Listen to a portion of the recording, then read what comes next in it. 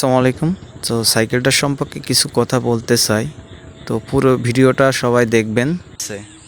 আর পুরুষ মানুষ হিসেবে নিজের ভিতরে একটা তীব্রতা সৃষ্টি হওয়ারও দরকার আছে। সেটা হচ্ছে গিয়ে একটা সময় ছিল যে আমার একটা বাইসাইকেল মানে পরিবারের থেকেও মনে করেন যে ওটা আমি পাইনি। তো না পাওয়ার যে একটা কষ্ট, সেটা অবশ্যই যারা আছে চাওয়ার মাত্র পায় তারা বুঝবে না। সো আমি পাইনি, এটা আমি বুঝি যে না পাওয়ার কতটা কষ্ট হতে পারে।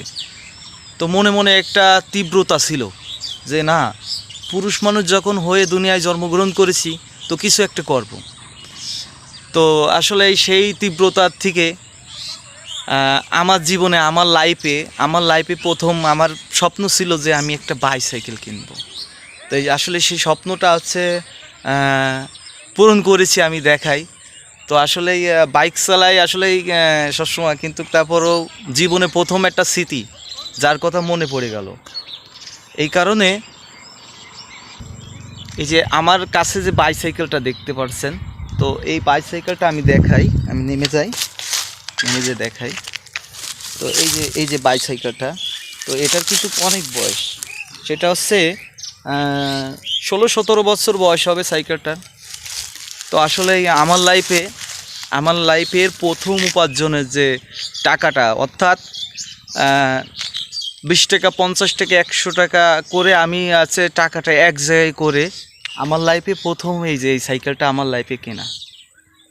তো আসলে এই সাইকেলের কথা আমি কিন্তু এখনও বলিনি। আমি এই সাইকেলটা কখনো বিক্রিও করি নাই, আজও পর্যন্ত আমি বাসার ভিতরে তুলে রাখি, মাঝে সাঝে বেরো করি, চালাই, পরিষ্কার পরিচ্ছন্নতা করি, আবার উঠাই রাখি। তো আজকে আসলে অনেক দিন পরে এটার কথা মনে পড়লো, যার জন্য বেরো করে বাসার থেকে নিয়ে আসলাম। এই যে মাঠের ভিতরে একটু ঘুরে বেড়াচ্ছি, সাইকেলটা চালাই।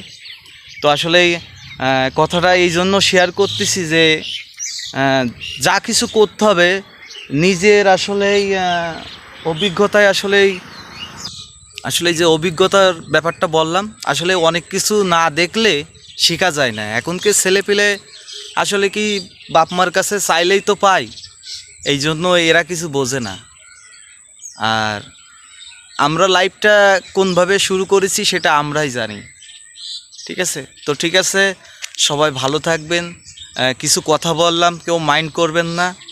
মনের থেকে কথাটা আসলেই চলে আসলো, যার জন্য আপনাদের মাঝে শেয়ার করলাম। তো আল্লাহ হাফেজ, সবাই ভালো থাকবেন।